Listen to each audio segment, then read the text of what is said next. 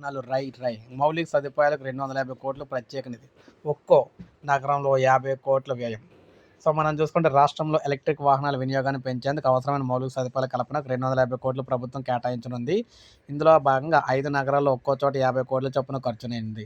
అయితే ముఖ్యంగా ఈ నగరాల అభివృద్ధి లక్ష్యాలు ఏంటంటే అధిక సామర్థ్యం ఉన్న ఈవీ ఛార్జింగ్ స్టేషన్ల ఏర్పాటు, గ్రీన్ రహదారులు, ఛానళ్లు, సున్నా ఉద్గారాల జోన్లు, ప్రతి 9 కిలోమీటర్ల పరిధిలో ఒక ఛార్జింగ్ స్టేషను, ఇంటర్ సిటీ రోడ్లపై ప్రతి 30 కిలోమీటర్లకు ఒక ఛార్జింగ్ స్టేషన్ ఏర్పాటు చేయబోతున్నారు.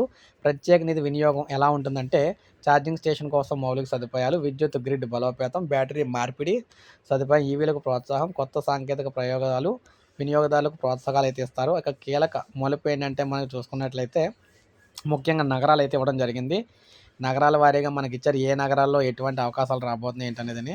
విశాఖపట్నంలో చూసుకుంటే గ్రీన్ పర్యాటక మొబైలిటీ, గ్రీన్ బీఆర్టీఎస్ సరుకు రవాణా కారిడార్లు అభివృద్ధి చేస్తారు. విజయవాడలో బీఆర్టీఎస్ మార్గాలు, గ్రీన్ రూట్లు, లాజిస్టిక్, ఇవి మౌలిక సదుపాయాలు ఉంటాయి. రాజమహేంద్రవరంలో విద్యుత్తో నడిచే నది రవాణా వ్యవస్థ, వ్యవసాయ ఉత్పత్తుల రవాణా మార్గాలు, నెల్లూరులో చేపల రవాణాకి ఇవి లాజిస్టిక్ ఏర్పాటు, తిరుమలలో షటిల్ వ్యవస్థ విద్యుతీకరణ, సున్నా కార్బన్ ఉద్గారాలు, యాత్రికుల జోన్ల అభివృద్ధి. అంటే దీన్ని బట్టి మనకేంటంటే ఈ 5 నగరాలు ఇప్పుడు మనం చెప్పుకున్న 5 నగరాల్లో ఇక జనరల్‌గా ఆర్టీసీ బస్సులు అయితే ఆటి ప్లేస్‌లో ఈ ఎలక్ట్రికల్ బస్సులు అయితే రాబోతున్నాయి అనమాట. ప్రజలందరికీ కూడా ఈ ఎలక్ట్రికల్ బస్సులు, ఏసీ బస్సులు అయితే ఉంటున్నాయి. అంటే మామూలు బస్సులు తీసేసి వీరందరికీ కూడా ఏసీ బస్సులు అయితే ఇవ్వబోతున్నారు, ఫ్రీ బస్సులు. సో, ఇది మనకు తాజా సమాచారం. ఒక లైక్ చేయండి, సబ్స్క్రైబ్ చేసుకోండి. మన ఛానల్ సబ్స్క్రైబ్